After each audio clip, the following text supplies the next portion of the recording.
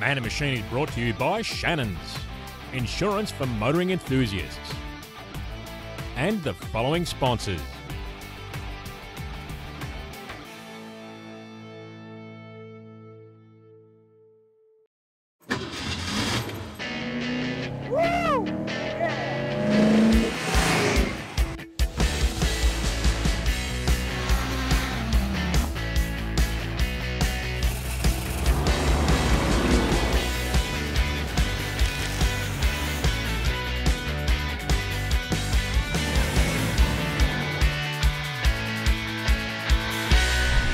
Unbelievable!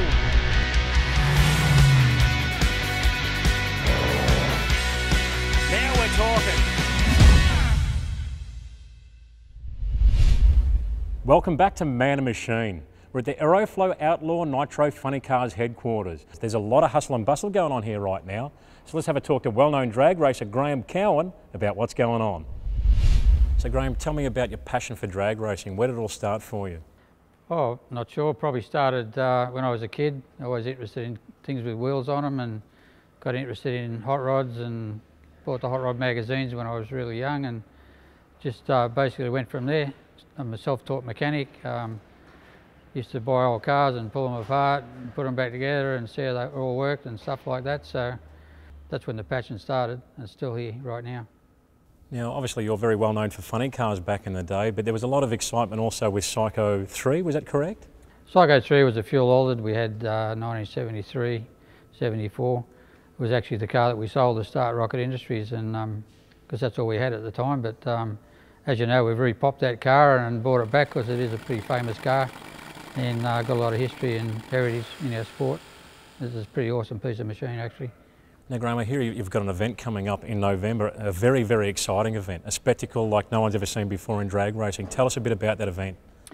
Well, it's basically we're bringing back the biff, bring back the biff in footy, so we're bringing back the excitement, bringing back the show, the entertainment, the reliability, and try and put on a show that's good for families on a Saturday evening for 6 hours. And so it's short, sharp, and fireworks, wheel standers, up to 14 funny cars. It's on November the 23rd.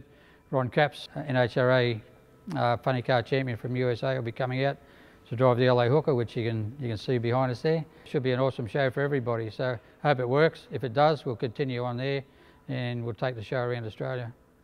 The Australian drag racing scene and the general public have been waiting for an event like this for a long, long time now, and it's great to see those nitro-burning funny cars back. They're wild, they're fast, they're violent. There's nothing quite like them, is there? No, there's not. They've got a special flavour about them. They've got the smell, the nitromethane, the noise, the fire, the smoke, the action, a bit of sideways action, and they're pretty wild cars. Like I said, it's all about the entertainment. I think it's time that the general public are aware of what our sport really has to offer, and that's what we're going to do, is put on a family show for them. And later down the road, we hope to have a female component, so there'll be the girl versus the boys and state versus state, country versus country. It's going to be exciting.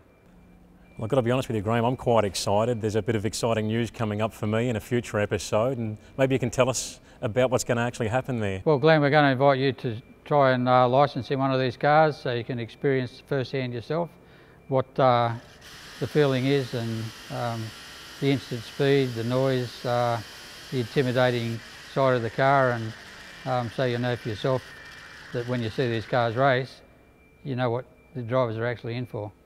Mate, I'm sure I'll know I'm alive, and I really look forward to having that drive. And we're talking a lot of horsepower and a lot of speed, and it can be dangerous in the wrong hands, so I promise you I'll look after your car, mate. Yeah, these cars will run around about 5.8 second bracket in the 400 metre set from a standing start and over 400 kilometres an hour. So they'll get your attention pretty good.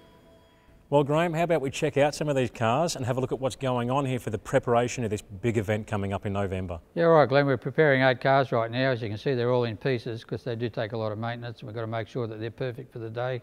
So come along and I'll show you all about it.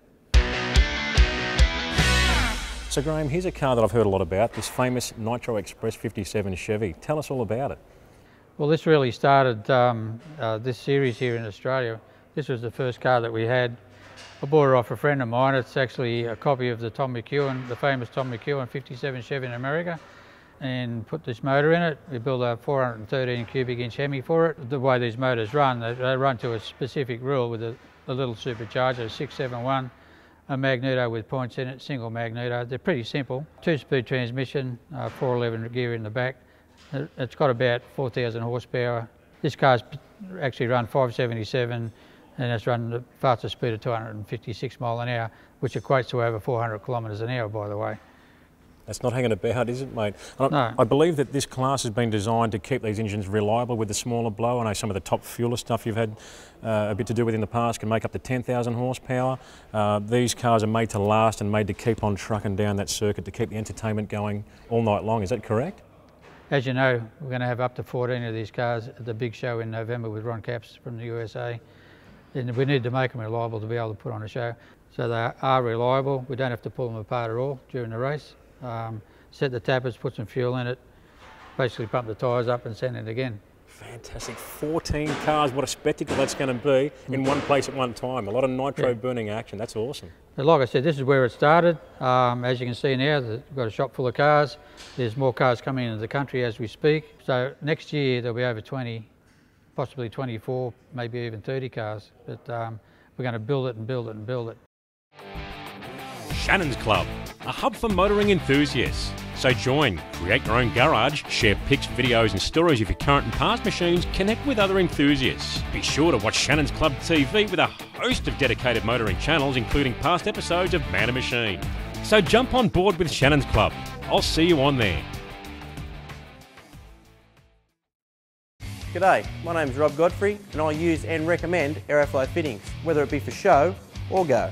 Hi, I'm Poe. This is my 7-second Supra. I use and recommend Aeroflow. Hi, I'm Chris Palazzo. And I'm Corbin Palazzo. Show or go, we use Aeroflow. I'm Mario Colillo. Mild or wild, I use Aeroflow.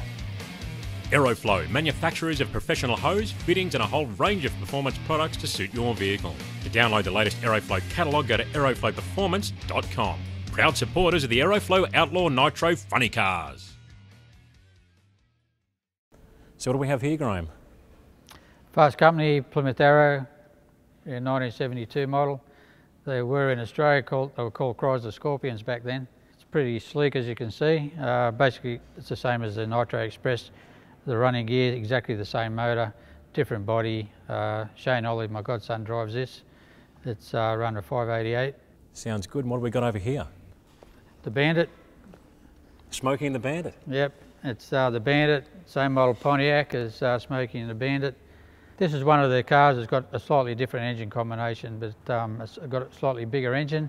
But we want to try and see which engines work the best for down the road. But this car actually is a contender to win the race, for sure. Fantastic. They all are, but this one in particular.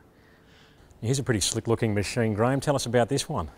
Well, this car is pretty famous in its own right, Glenn. It's a former world record holder from the USA. It was a Pluger-Geiger Mustang, which Steve Pluger is a good friend of mine. So I purchased the car off Steve, brought it out here, and painted it up as you see it here with the black and silver, and put our own engine combination in it. And it's going to be a fast car. Like the name says, it's a dark horse in the field.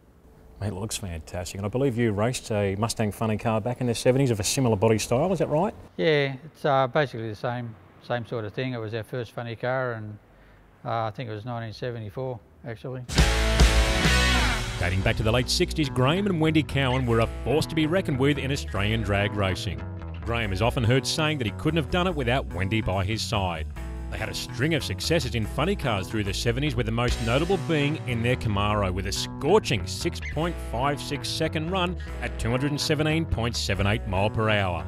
The most outstanding result for Graham Cowan would have to be back in 1993 in his Top Fuel dragster.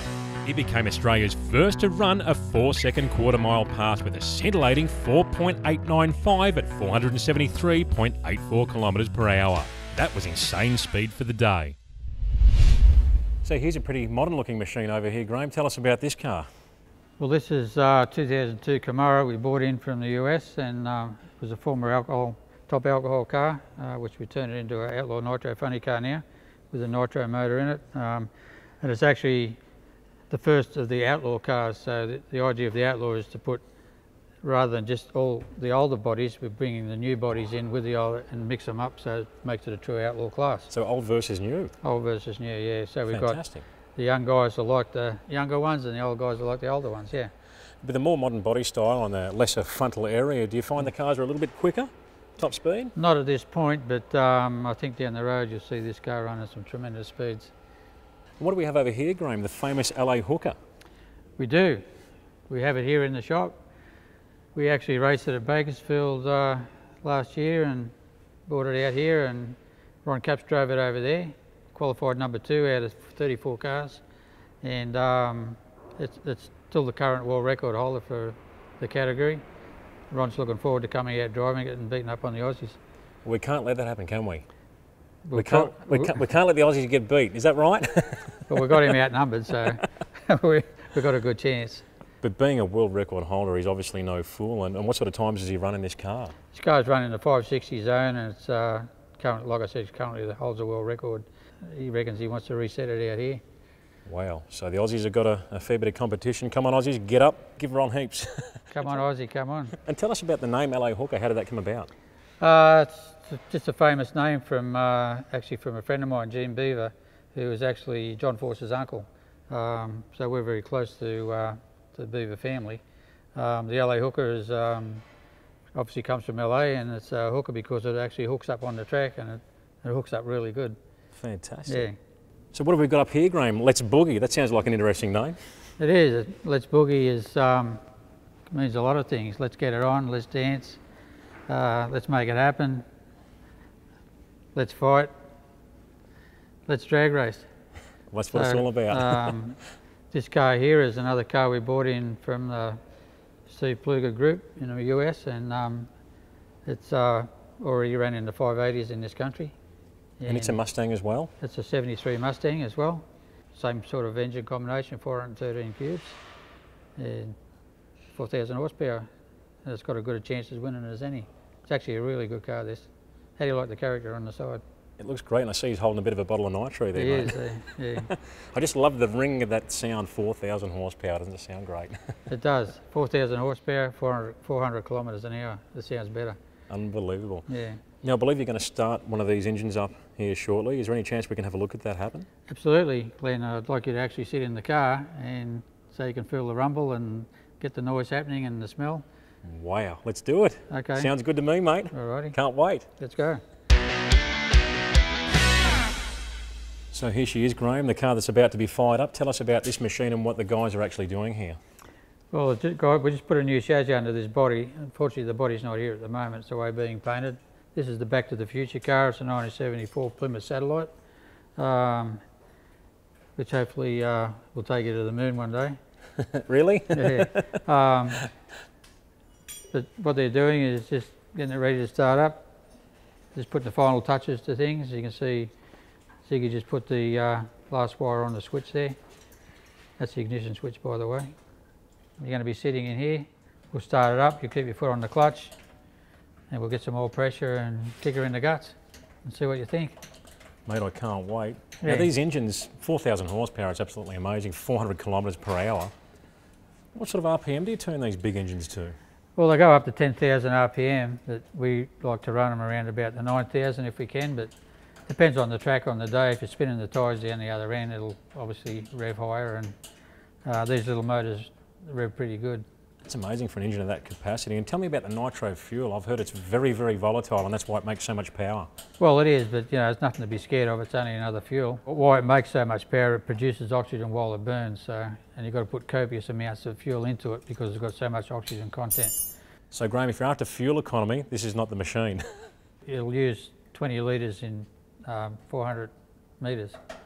Absolutely amazing. But you know what, at the end of the day, we're not after fuel economy with this car, we're after awesome power and speed, and that's what it's all about. And excitement. That's it. So get excited, Glenn, you'll be in it in a minute. I'm excited. Let's get it happening.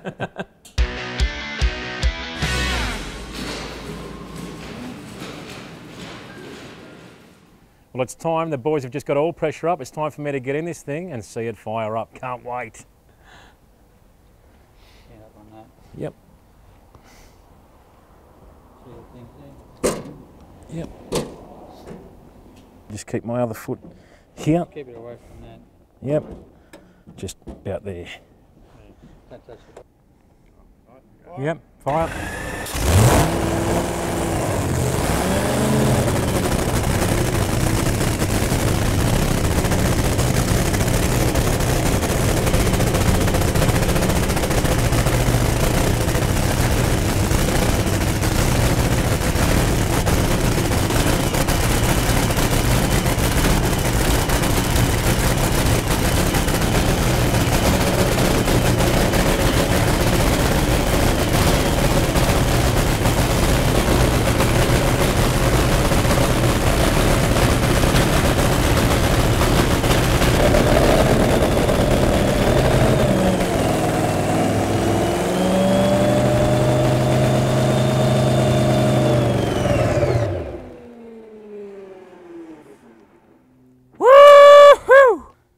That was amazing. Problem is I want to drive this thing now. I want to drive it. Wow, thanks guys, that was absolutely awesome. Hard breathing, but it's worth the pain. Wow. The Aeroflow Outlaw Nitro Funny Cars, 23rd of November at Sydney Dragway. Racing starts 9 AM and featuring classes such as APSA with Australia's fastest street cars. There's entertainment for the whole family, including kids' rides and the famous Nitro Sheriff wheel stander. Aeroflow Outlaw Nitro Funny Cars start at 5 PM and race through the night. See the Aussies take on Ron Capps from the USA. At Autobarn, we know that your wife and the love of your life aren't always the same thing. We know that music makes the journey go faster, so we've got a full range of car audio systems. We know a bit of effort can save a lot of money, so we have everything you need to take care of your car. We know the difference between fashion and protection, so we have a huge range of seat covers. And we know you're busy, so our expert staff can fit all sorts of products and accessories for you. Autobarn, we know how to get you there.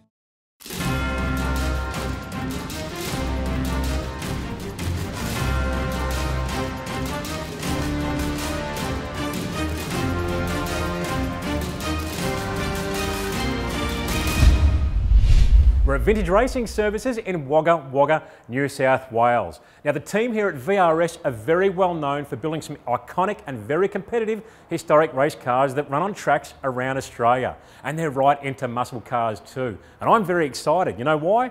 They're going to help me out with Project Warhorse, with building of componentry and also racetrack setup to help get that car as close to the front of the field as possible. All I need to do is make sure I drive it correctly. Now let's go and have a chat to Craig Smith and see what makes this place tick. So Craig, it's great to see you, mate. Tell us about what you do here at Vintage Racing Services. We build historic Group N race cars. We control our own destiny as much as possible through building diff housings, exhaust systems, sumps, engine assembly, dyno, chassis dyno, full race car preparation. We try and do everything ourselves. We can offer a full race car build from a donor car through to a turnkey car to take to the racetrack. What sort of cars do you actually build and what type of clientele do you build them for?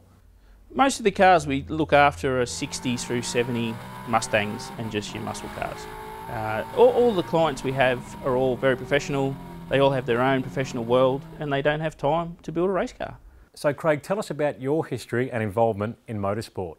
I started in the motorsport industry in the mid-90s, did a lot of speedway and some historic touring car stuff, more so just from an engine assembly point of view. I did V8 supercars professionally from 2001 through to the end of 2008. Worked for Gary Rogers Motorsport for part of that period, and I worked for the Holden Racing team in the engine shop for part of that period. I was lucky enough to win the Bathurst 24-hour back-to-back, lucky enough to win Bathurst, come second at Bathurst, and lucky enough to win 2 championships. So I've had a very good career in motorsport. And since leaving V8 Supercars, had a very good good run at historic racing. We've managed to build some very successful race-winning cars.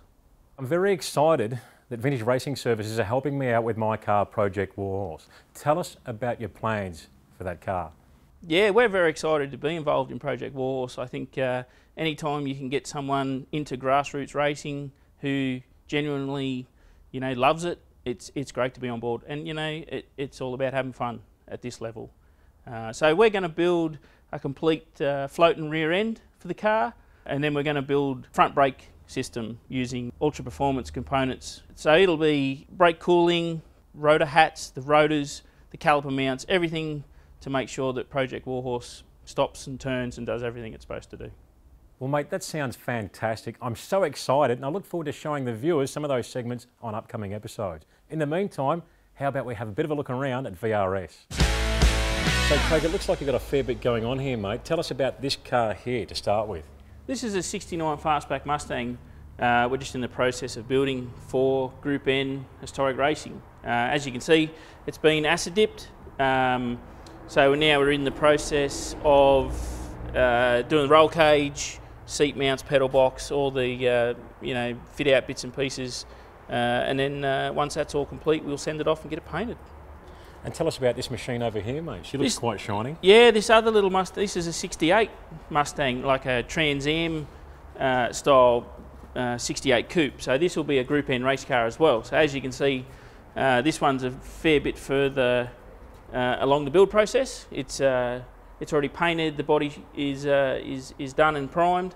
So now they come back and we build them to a turnkey car, then we send them back to the paint shop to be painted.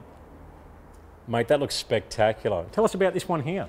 This is another Trans Am 68 Mustang for Group N Historics. This is a sister car to the car we were just looking at. So it's been to the paint shop already. It's fully painted, fully fitted out, as you can see, with all the windows, all the bumpers, and it's come back to have all the driveline fitted, all the, you know, brake, suspension, everything ready to go. And the next time it goes anywhere, it'll be to the racetrack. Fantastic, mate. Does this run like a 302 Windsor-based combination? It will be. It'll be a 302 Windsor. We're going to put a top loader in this car. You have got a T10 option, but we're going to go with the top loader and just one of our floating VRS spec diff housings. Mate, that sounds great. And talking about one of those diff housings, I believe that Project Warhorse's diff housing is well on its way. Can we have a look at that? It is, absolutely. Let's check it out. Interested in finding your very own muscle car like these? It's so easy to find your next dream car. Just head to uniquecarsales.com.au. Select by make, model and more to find the perfect car for you, or just browse your favourite category. You'll find a massive range of cars like the ones we've just seen at uniquecarsales.com.au. So this is the rear end for Project Warhorse. It is the rear end. So what we've got here is we've started with a 9-inch rear end, as all the XY HOs had. It's a fair bit more modified than the original units, mainly for durability in circuit racing. That's the main reason. You know, we've gone to a floating rear end. You know, and that's a safety thing more than anything. Tell us about that floating rear end. What does the rear end consist of in that department compared to, say, a standard axle and bearing in a normal factory diff? In a traditional axle style assembly, the axle and the hub were all one piece. As you can see from the parts on the bench here, it's all individual. So you end up with more of a light truck scenario where you can remove the axle and the wheel stays on the car.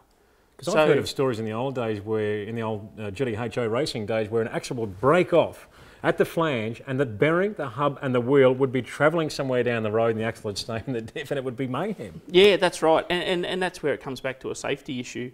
The wheel can't fall off because you've got two big wheel bearings now instead of the one traditional one, and the weak spot after the bearing in the axle. Well, I've got to say, I'm pretty happy about that, seeing I'm going to be driving the car. But I've also noticed you're using the UPC unit, the Ultra Performance Components fully floating hub assembly. Yeah, we do. Ultra Performance Components are a good off-the-shelf option. Tony does a very good job. It's all, you know, repeatable, and it's good value for money. Well, at the end of the day, it's great to see good Australian products being used in this sort of application on an Australian muscle car, isn't it? Absolutely. So the axle's also a UPC unit. It's 31 spline both ends. What I like about these is they're super strong, and I've never seen one break. And tell us about the rest of the rear end housing here, mate, this ribbing or strengthening, the bracing you've got across the front there. What's that for? It's just to increase the axle housing rigidity, just to stop some flex. So what happens when they flex? Does that change the dynamics or the wheel alignment in the rear end, I suppose you could Yeah, say? and also stops your shock and spring from doing what you want it to do, because with the housing flexes, then that's acting as a shock and a spring. So it's all about getting that tyre contact patch perfectly on the road at any given time for handling. Yeah, absolutely, especially when you start chasing, you know, little bits, tenths and hundredths of a second, which, you know, sometimes in historic racing or any racing, you know, a tenth is the difference between being somewhere and being nowhere. And tell us what that bracketry is on the end of the actual axle housing there, mate. The bracket we run there is for a Panhard bar. Some people use a Watts linkage. We prefer a Panhard bar just for simplicity reasons. Because the Watts link is quite complex, there's a lot of componentry. A Panhard bar is a very simple one-piece rod, but for those of you that don't know, the Panhard bar actually stops the sideways movement of the differential, so it is connected via the body to the differential housing to keep it in the place that it's supposed to be at all times, so you don't get that walking around. Is that correct? Yes, that's right. So this unit here is all ready to rock and roll, Craig? Yeah, it's ready to go. This will go into one of the Mustangs we saw earlier. It's fully assembled, ready to final fit to the car. Mate, it looks pretty tricky in the brake department.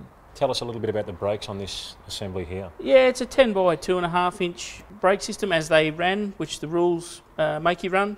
It's got a Kevlar brake material bonded on. We make our own brake drum to suit. The traditional, 10 by 2.5 HO drums are a bit thin on the ground these days, so we had our own cast up and machine them up from there. And I notice you've got holes drilled in the backing plate too. What's that for? It's just to get rid of a bit of heat off the shoe, just to try and, stop a little bit of the brake fade and, try and, make the brakes last longer, because as we all know, these old cars, they braked for a while, but not for a long time. And with drum brakes, I mean, and that's the thing, it's not like a disc brake. You get a lot of that sort of heat and gas sort of held within the actual brake drum, between the actual drum surface and the shoe, isn't it? And that's what causes fade, is that correct? Yeah, absolutely, because it boils the fluid and then you lose the retardation due to the pad materials just got too hot. And a big heavy car like an XY Falcon, we sort of really need that working well, don't we? Absolutely, we need everything in our favour. Well, mate, I've got to say it looks absolutely beautiful. It's a work of art. I can't wait to get Project Warhorse's rear end back in the car. I look forward to seeing you next time when the front braking componentry is all ready to rock and roll. Yeah, no problem. I'll be very excited to see Project Warhorse hit the racetrack for the first time. Mate, it's been great seeing you. Pleasure. And we'll see you next time. Absolutely. Thank you. Can't wait. Yep.